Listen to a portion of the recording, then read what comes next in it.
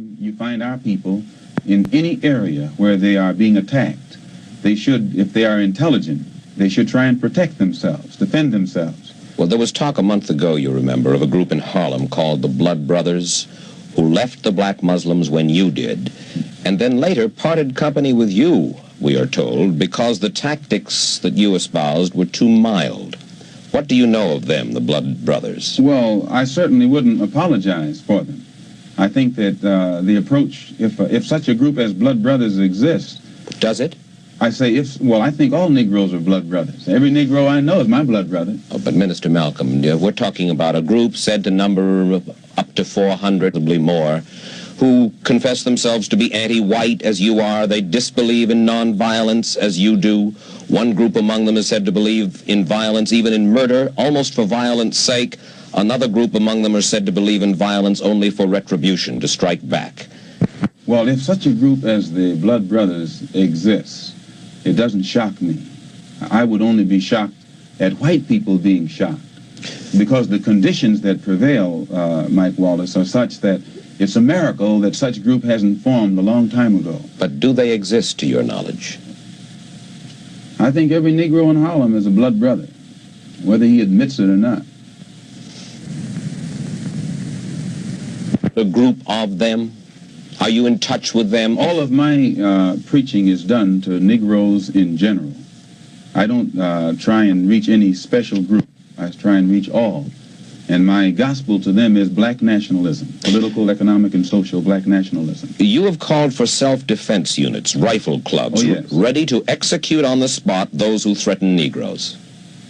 I don't think that I said that. Yes, you did. No, I don't think I said that. All right. I have called for rifle clubs, that I think Negroes should, in areas where the police, whether it be federal, state, or city, have proven their inability or their unwillingness to defend Negroes, the lives and the property of Negroes, then it's only intelligent and it's only right that Negroes protect themselves, and I have encouraged them to buy a rifle and a shotgun, which according to the Constitution is legal. For what purpose? Not buy a pistol or something like that, but a rifle or a shotgun, which is constitutionally legal. For what purpose? So that at any time, anyone makes any effort whatsoever to brutalize them or attack them or endanger them, they should have something to defend themselves.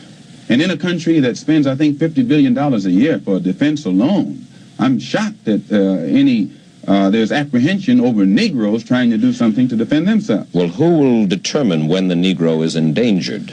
I think that if the government is concerned, instead of being so worried about what the Negro is going to do, the government should stop dragging its feet and take the initiative necessary to eliminate the injustices that frustrate Negroes and drive them into a method of defense such as this. You've said, Minister Malcolm, you have to expect the Negroes to rise up sooner or later. Oh, yes. What does that mean? Well, just the same thing that it meant in South Vietnam and these other places where you find oppressed people. Sooner or later, they rise up against the oppressor.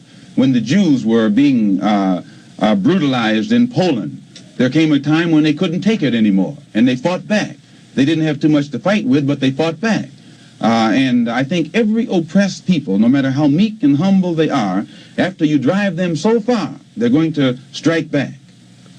Well, does that mean that you expect to organize battalions or paramilitary units in various Negro ghettos around the country and establish this coming summer for violent action? No, but I think that most Afro-Americans, so-called Negroes, have reached the point of no return and are taking it upon themselves to be prepared if the necessity ever arrives where they will have to do something to defend themselves. Minister Malcolm, you have suggested that there are all kinds of movements in Harlem growing that you and I don't know about? Oh, yes. Frustration itself has been sufficient, all that was necessary to make Negroes realize the importance of banding together. And Negroes are banding together. Banding together in what kind of movements? Different kinds of movements, all kinds of movements, and they remain almost invisible. They remain almost unknown, but yet they are there. When I say invisible, I mean invisible in the sense that their existence is unknown, and no matter how much you try and track them down, you can't find them. And never try and find them through the Negro leaders. The Negro leaders are famous as apologists. If you recall, one of the most famous Negro leaders in 1959 was asked by you about the black Muslim movement. And he said he knew nothing about it. And the next moment you flashed a picture on the screen with him shaking hands with me. So if you will recall. So this is their policy. This is their attitude or their reaction. They never know what's going on in the Negro community. And what form will the activities of these various so-called invisible movements take in Harlem this summer? An example, Commissioner Murphy. Almost every statement that Commissioner Murphy makes would give you the impression that he's encouraging the police, rank-and-file policemen, that to take whatever method or measures necessary to hold the Negroes in check. He feeds the type of statistics to the white public to make them think that Harlem is a complete criminal area, that everyone is prone toward violence. This gives the police the impression that they can then go and brutalize the Negroes or suppress the Negroes or even frighten the Negroes. Whenever something happens, 20 police cars converge on one area. This doesn't frighten Negroes. So it means that someone is either misinforming Commissioner Murphy and making him use tactics this year that he would not use 4 years ago, or that the former policeman Kennedy would not use. And this force that is so visible in the Harlem community creates a spirit of resentment in every Negro.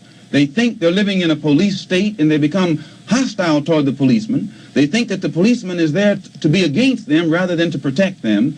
And these thoughts, these frustrations, these apprehensions automatically are sufficient to make these Negroes begin to form means and ways to protect themselves in case the police themselves get too far out of line. And you know of the existence of these groups, clubs, organizations? Well, when you walk through the streets of Harlem, you hear this comment and that comment, and you get the impression that everybody is ready. They have arms? I think Harlem has always been armed. Do you look for violence in Harlem this summer? Yes, I do look for violence. When you say Harlem, mind you, Harlem is New York City. Queens is Harlem.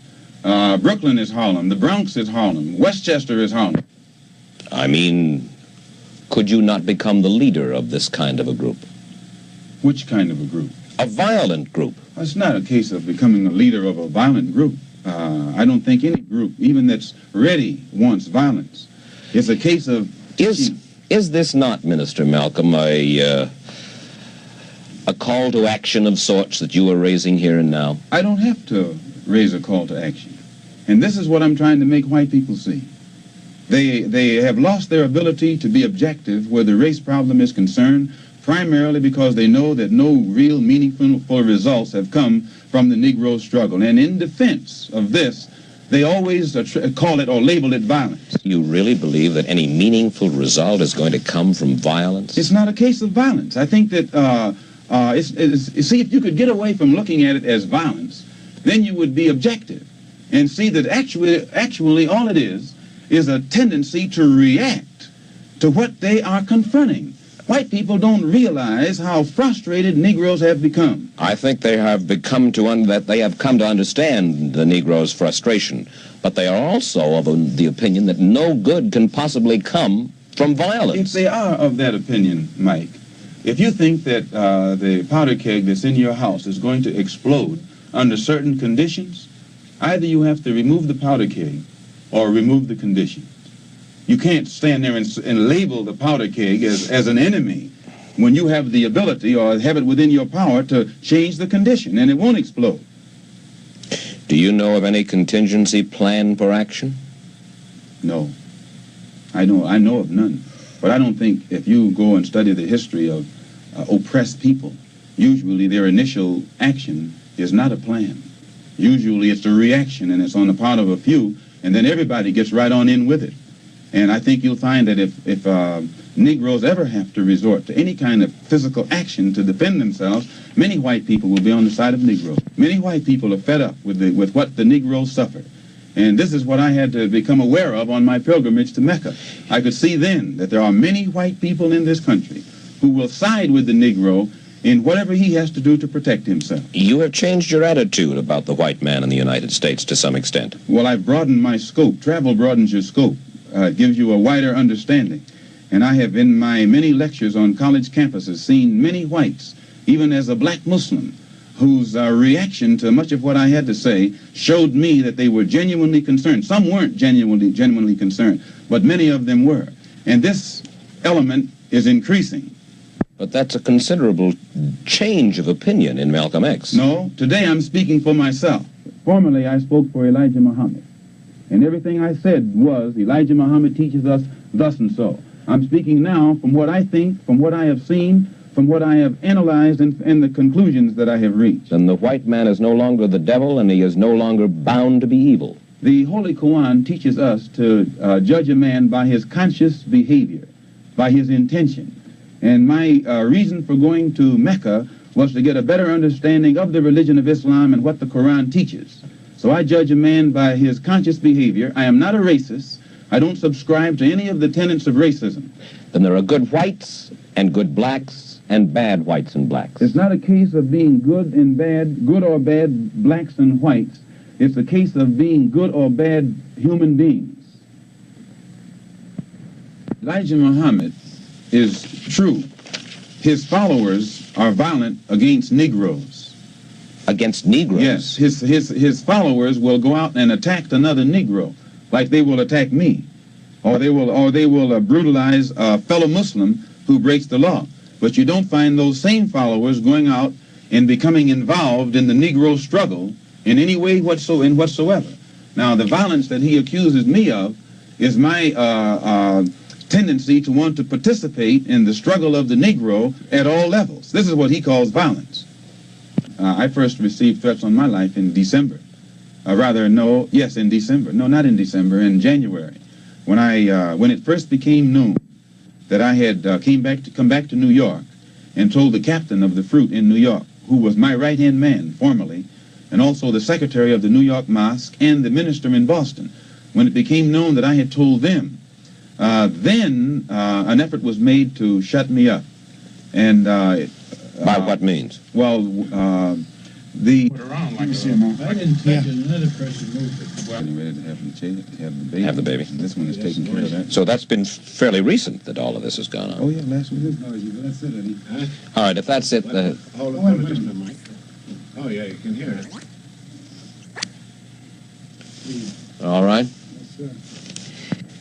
Minister Malcolm, when you broke with Elijah Muhammad back in March, you said it was because the black Muslims were too narrowly sectarian and inhibited, and because Elijah Muhammad had become blindly jealous of you and the personal following you had gathered. Mm-hmm. I said the first part, but the last part, I didn't say that Elijah Muhammad himself had become blindly jealous. I mentioned that it was his family and the officials in Chicago. Everything that I said always was designed to protect Mr. Muhammad himself, primarily because the image that he had created was the image that enabled his followers to remain strong in faith and things of that sort, and I didn't want to see any adverse effect or negative result develop in the faith of all of his followers. Mm-hmm. But actually, despite the fact that I tried to protect the Muslim movement, if you'll notice, they used their newspaper to slander me and to label me as a hypocrite and as a rebel, and Mr. Muhammad himself said that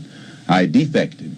Well, in reality, I never even left the Muslim movement. They put me out, and they put me out because of what I knew, and what I knew was told to me by Mr. Muhammad's son, Wallace Muhammad himself. They put me out, and they put him out.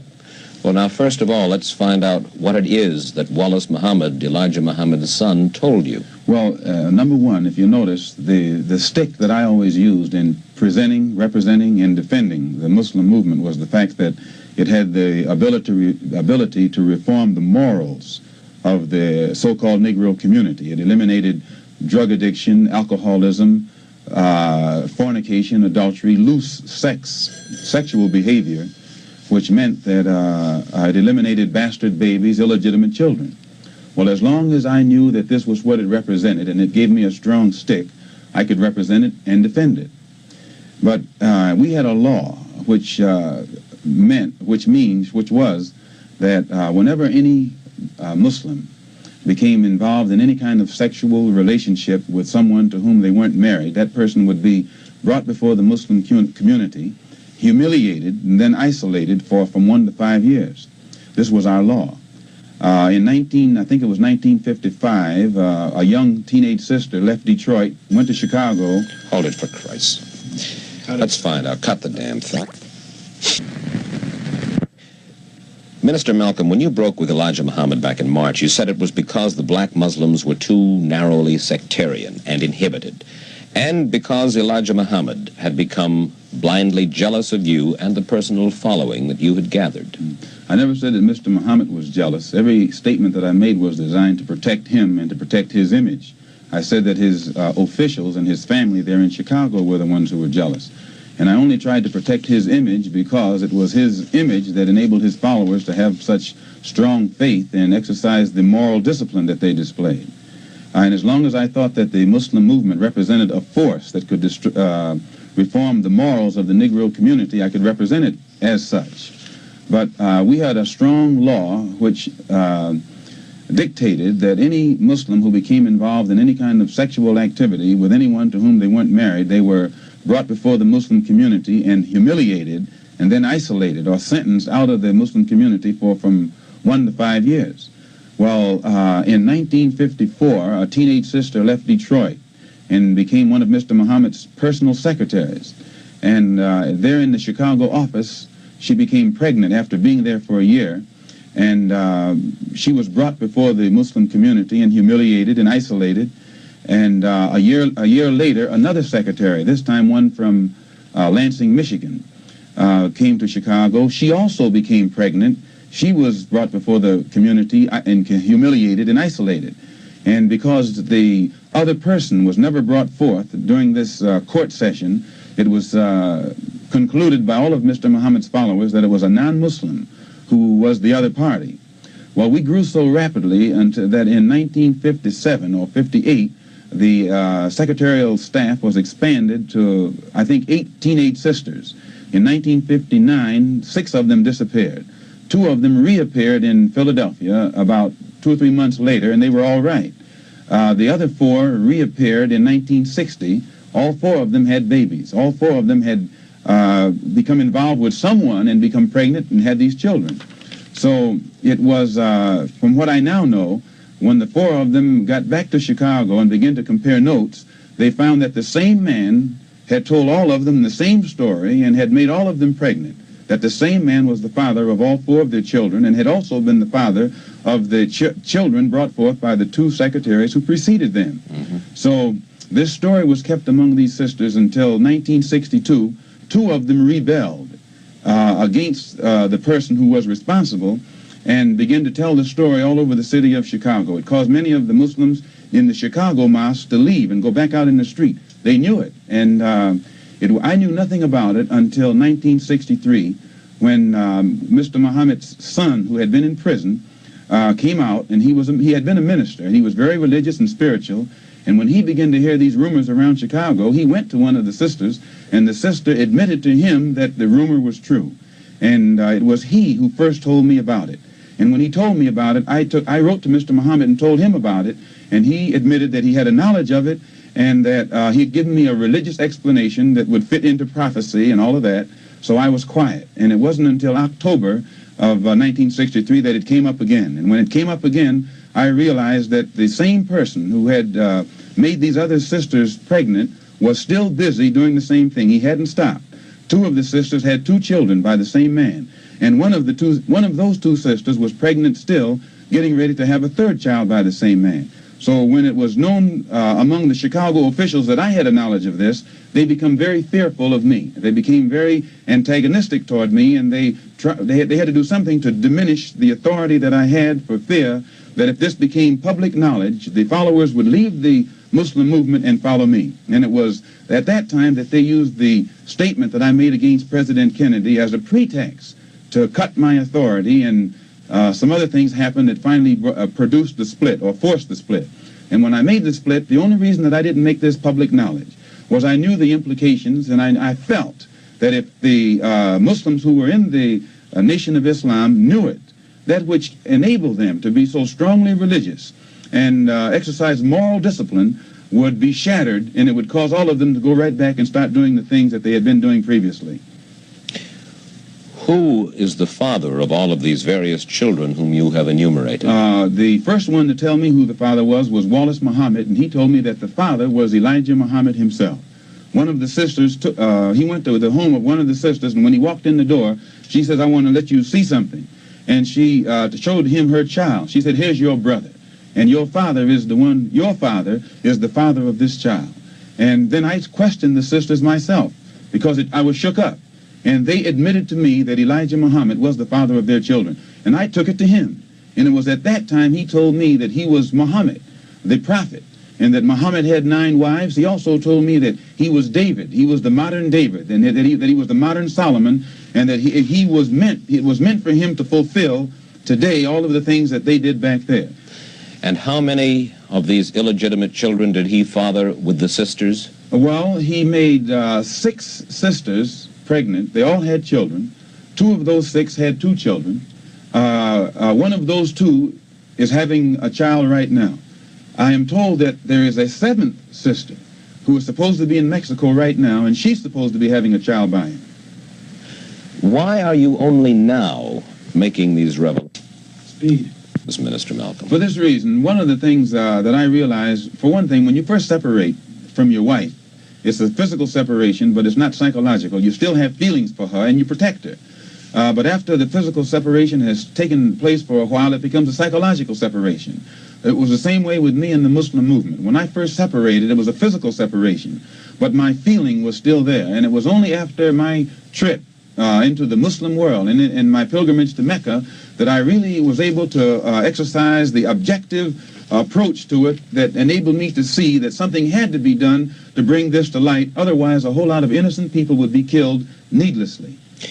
Well, these revelations that you are now making about Elijah Muhammad, what effect should they have on his following? Well, I very much doubt that any of his followers who really are aware of what he has done would continue to follow him. He may try and justify it by saying that he's a Muslim, and that a Muslim has a right to these wives. If this were the case, these sisters should not have been humiliated. These sisters have been looked upon for the past 5 years, or 6 years, or 7 years as being guilty of having committed fornication. They have been debased. They have been degraded. I have heard him himself refer to them as having disgraced him. So if they were his wives, he should have given them a position of respect so that all of his followers would respect them, and that they would have the protection of his followers today. Well, do you feel that you then perhaps now should take over the leadership of the black Muslims? No, I have no desire to take over the leadership of the black Muslims, and I have never had that desire. But I do have this desire. I have a desire to see the Afro-American in this country get the human rights that are his due. I believe that the Islam religion is the best religion for our people because it creates unity, and it gives one dignity and racial confidence and all of these things that are necessary to make a complete human being. Are you not perhaps afraid of what might happen to you as a result of making these revelations? Oh, yes. I probably am a dead man already. What do you mean? When you understand the makeup of the Muslim movement and the psychology of the Muslim movement, as long as I myself, by having confidence in the leader of the Muslim movement, if someone came to me and I had no knowledge whatsoever of what had taken place, and they told me what I'm saying, I would kill them myself. The only thing that would prevent me from killing someone who made a statement like this, they would have to be able to let me know that it's true. Now, if anyone had come to me other than Mr. Muhammad's son, I never would have believed it, even enough to look into it. But I had been around him so closely, I had seen indications of the reality of it, but my religious sincerity made me block it out of my mind. Have you received threats on your life? Oh, yes. Commit murder? Well, I couldn't say and wouldn't say. I can answer you like this. Well, what now for Malcolm X? You announced when you left the black Muslims that you were organizing a politically oriented black nationalist party, but we've heard very little of that party, and here we are well along into June of an election year. Yes, immediately I saw the need for a base. And so, since I am a Muslim, And I knew that I could never stand up in public and represent Mr. Muhammad anymore. And at the same time, I didn't at that time want to say why I couldn't represent him. I knew, as his son told me, Wallace Muhammad, that the only salvation for the Muslims, they would have to turn toward the orthodox religion of Islam. And it was Mr. Muhammad's son, Wallace Muhammad, who encouraged me to make the pilgrimage to Mecca and get myself orientated into the knowledge of the orthodox religion of Islam.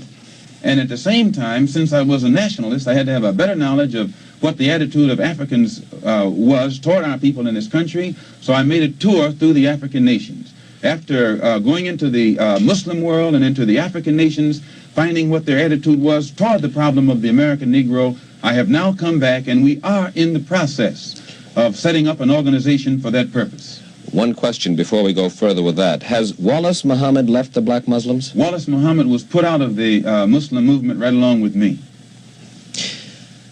Now then, your black nationalist party.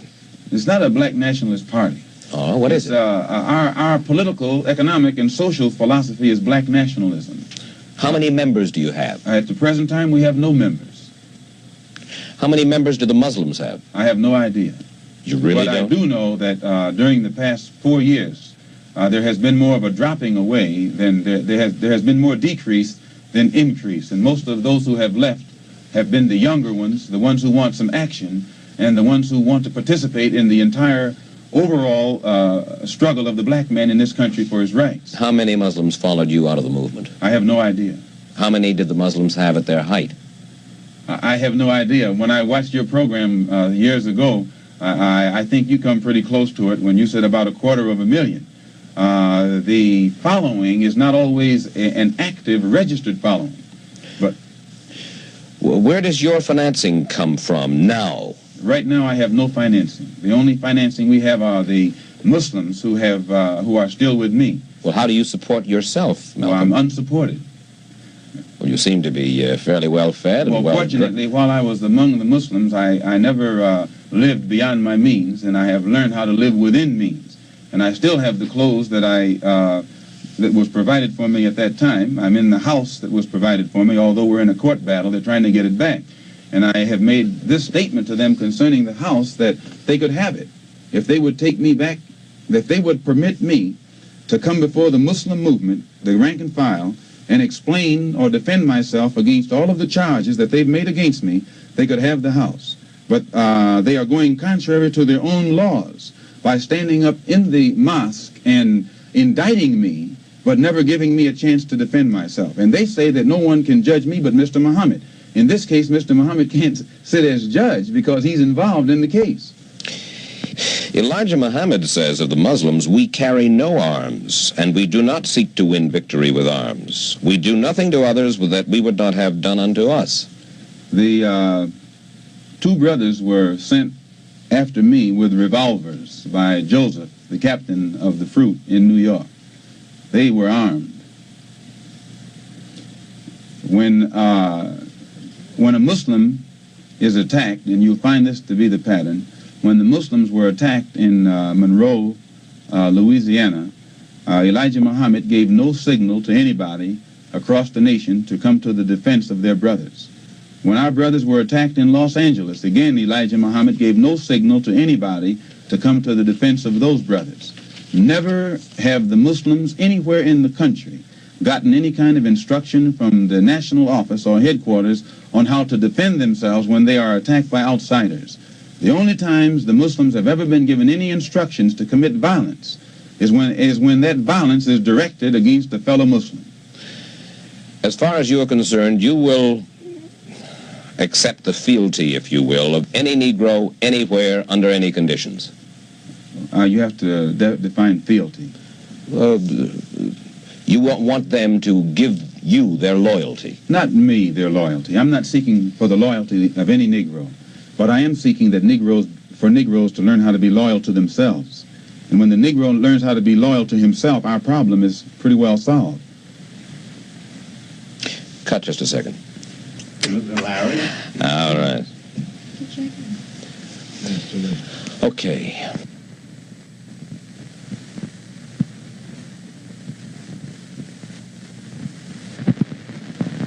any place where you find dissatisfied Negroes, that's Harlem.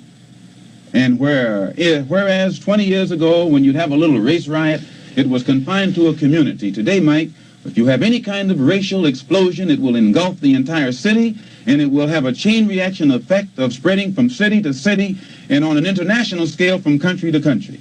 And I, for one, would not like to see it happen, but I'm a realist enough and I'm man enough to face the fact that the potential ingredients for this explosion exist, and I will never try and make the public think that it doesn't exist.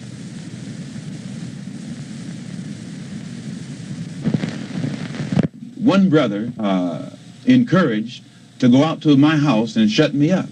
And fortunately, it was a brother who was well capable of doing so, but it was a brother who was highly intelligent. He was academically equipped to think for himself. And what he was told to do didn't add up. And fortunately, he was the one who put out a feeler to me to find out what was wrong. And I opened his eyes. And then he opened the eyes of the same crew whose job it is to do this kind of work. You mean he was going to kill you? Oh, yes. One of them was, an attempt was made to get one of them to wire my car with an explosive. That one is with me right now. I wanted you to know that my house was bombed. It was bombed by the black Muslim movement upon the orders of Elijah Muhammad. Now, they had come around they had planned to do it from the front and the back so that I couldn't get out. They covered the front completely, the front door. Then they had come to the back, but instead of getting directly in the back of the house and throwing it this way, they stood at a 45-degree angle and tossed it at the window, so it glanced and went onto the ground. And the fire hit the window, and it woke up my second oldest baby. But the fire burned on the outside of the house. But had that one gone through that window, it would have fallen on a 6-year-old girl, a 4-year-old girl, and a 2-year-old girl. And I'm going to tell you, if it had done it, I'd taken my rifle and gone after anybody in sight. I would not wait. And I say that because of this. The police know the criminal operation of the black Muslim movement because they have thoroughly infiltrated it.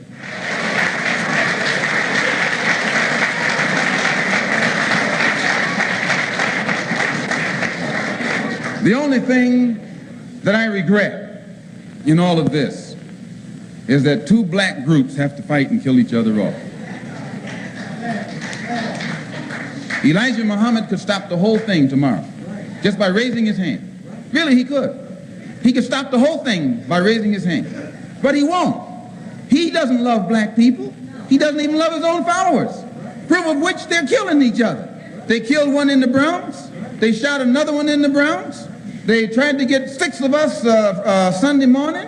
And the pattern has developed across the country. The man has gone insane. Absolutely out of his mind. Besides, you can't be 70 years old and surround yourself by a handful of 16, 17, 18-year-old girls and keep your right mind. You can't do it. The Muslims claim that you bombed your own house. That's what I said. The Muslims claim I bombed my house. Well, because they say it's rightfully there. Yeah. No, well, you can take what you want. The arson squad, the fire marshal, all of them are experts in this kind of thing. And if anybody can find where I bombed my house, they can put a rifle bullet through my head. It was my children and my own life and my wife's life that was at stake. In fact, let me tell you something, sir. I stood Sunday morning.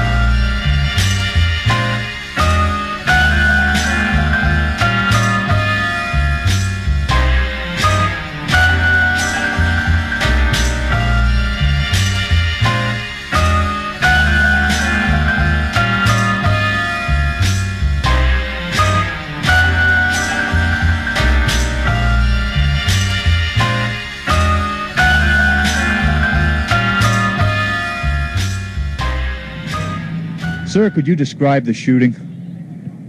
Well, as I said, the MALCOM started to come on. See, they don't want it. What's the sense? See, what's the sense? It's going to cause fixing, huh? Forget about it. As you know, we have been continually investigating this case, and we were able to arrest the third suspect this afternoon in the assassination of Malcolm X. Will he be charged with the murder? He's going to be charged with acting in concert with the others now arrested in the assassination of Malcolm X. Are these the three men, sir? Was he a trigger man? Did he fire at Malcolm? I won't make any comment relative to what he did. Could you give us his background? Well, he has been arrested before with one of the perpetrators. That's all I'll say at this time. Just wrap it up. Is this one of the three men that were actually responsible for the... comment whether he's a black Muslim or not. Wasn't he one of the men who was arrested in the shooting of Benjamin Brown, a correction officer? He was arrested in the Bronx. With Norman Butler, another suspect? He was arrested at a previous occasion with Norman Butler. How about William Gaines, the third man of that triumvirate that was responsible for the shooting of the correction officer? Is he being sought now? I'm not going to make any further comment on who's going to be sought in this here case. Have you got the three men responsible, sir? I told you we're still investigating, and we've got three arrested for acting in concert with each other. Did he use the name X when you asked him what his identity was? He did. He did? Yes. So did he indicate whether he was a Muslim or not? I won't comment whether he said he was a Muslim or not. Did you ask him? I did not. Do you expect more arrests in this case soon? I said we're still investigating this case. How many more people are you looking for, Inspector? I don't wish to make any comment whom we're looking for at this time. Is the charge homicide at this point, Inspector? I beg pardon? Is the charge going to be homicide? It is homicide. Can you tell us any of the circumstances surrounding the arrest, Inspector? I told you, detectives were investigating this right from the beginning, and we were able to arrest this here perpetrator this afternoon. Where was he arrested? In his home. At his home? That's correct. Inspector, is it obvious that he was working in conjunction with the two other... He was working in conjunction with the two other men you have already arrested? We call it acting in concert with the two others now arrested. There were three men actually involved in that shooting. Are these the same three men, sir? Would you say that? I didn't say there was only three men. I said three men are arrested. They're all charged with homicide in this instance? Correct. Is there more than three then? I said we have three arrested. We're still investigating the case. Are you getting any more cooperation from witnesses now, Inspector? Knowledge of it. Is this man's arrest the direct result of information you obtained or your own investigation? This is through our own investigation. Did you get any leads through the talking to Mrs. Chavez? I don't wish to comment on my interview with Mrs. Chavez at this time. Thank you very much, Inspector. For what? I'll never know. Thanks. Inspector Carly, would you give us a rundown on this latest arrest in this case? I would say after investigation, we came upon this third suspect in this case this afternoon, and we arrested him for the participating with others in acting in the assassination of Malcolm X. There were three men involved, sir, or there are more? We have three arrested.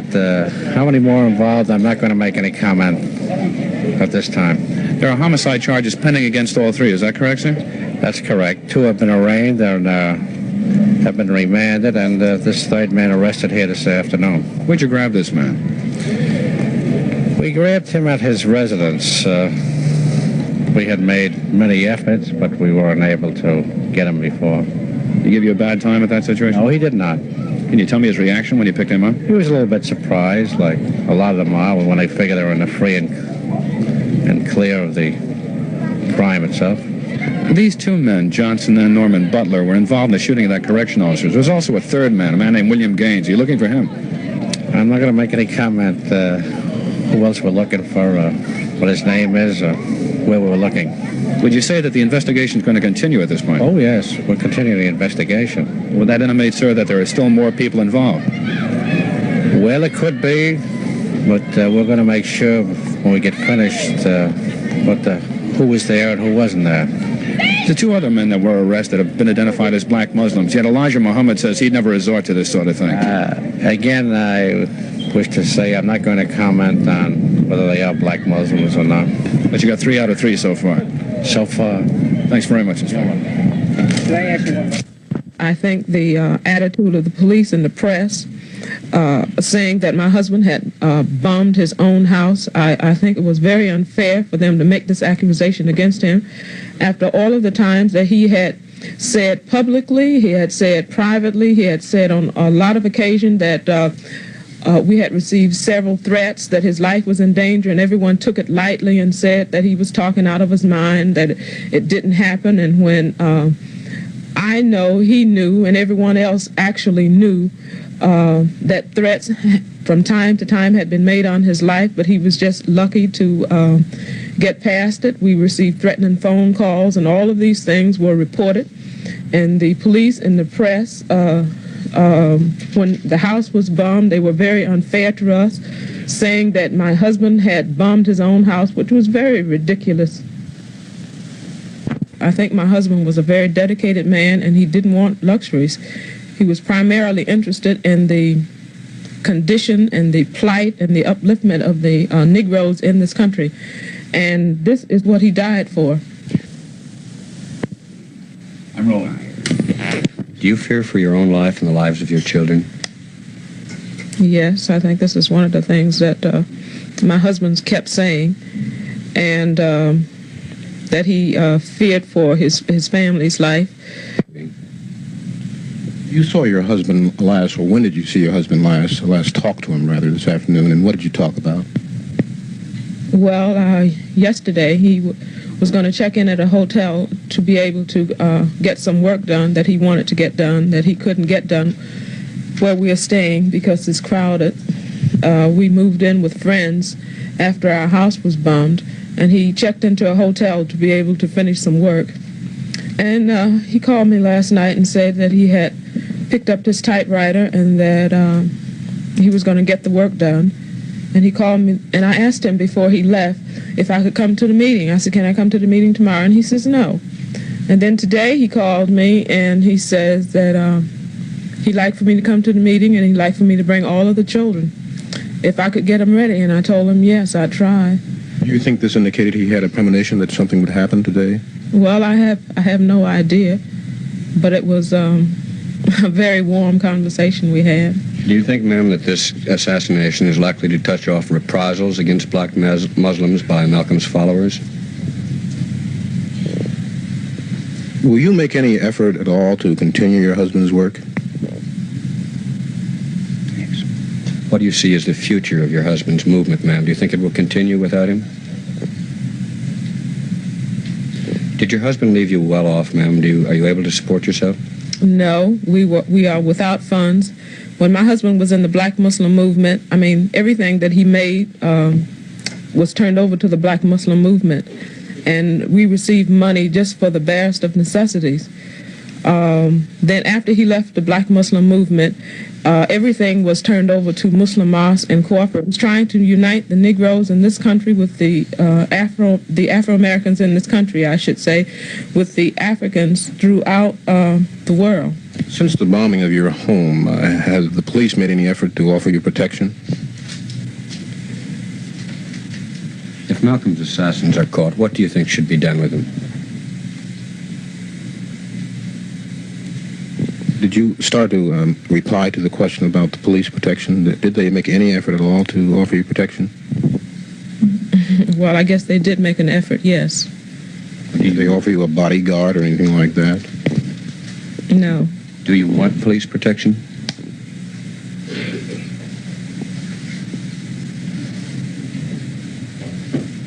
Were you aware that she made Malcolm X made application for a gun permit as late as last Thursday? Did he ever get the gun that he made application for the permit? I don't know. But was he armed today when at the meeting? I don't know. He did make an application for a gun permit. He did make an application, yes. Mm-hmm. That was after the home was bombed. Yes. Had he ever carried a gun before? Would you wait a minute, please? Kill it, George. May I just comment? Sure.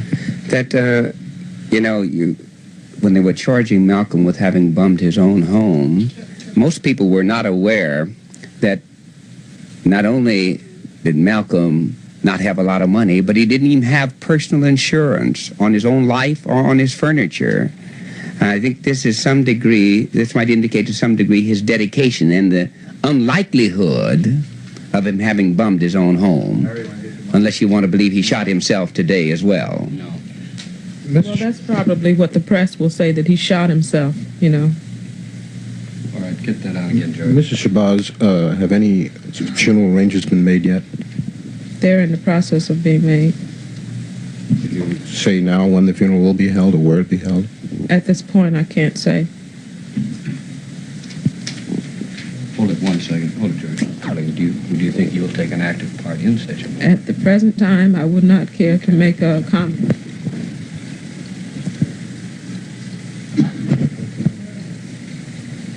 Will you continue to live here in the New York area? I'd hope to. Ask if where you're living now. Well, I'd rather not say. Is that a secret? There's no secret, but I'd just rather not say. Well, do you fear then to tell where you're living because of other black Muslims? That they might possibly harm you? No, I just feel that it's a private matter, and if I don't want to disclose it, I don't have to. Yeah.